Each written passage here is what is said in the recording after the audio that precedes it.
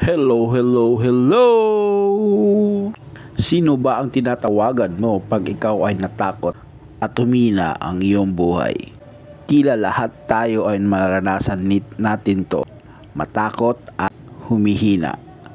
The Bible says, when I pray to you, you answer me, you made me brave and strong. Ang sumulat nito ay naranasan niyang nawala siya ng lakas at natakot siya sa buhay niya. That's why he called to God and God answered him. Kagaya din siya sa atin. May mga pagkakataon na tayo ay humina at natatakot sa buhay natin. It might be you are afraid of the future or you lose your strength because of you cannot handle the problem anymore. Kapatid, hindi ka nag-iisa.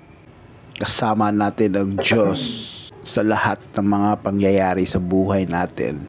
All we have to do is to draw near to Him and seek Him with all our heart, strength, and mind.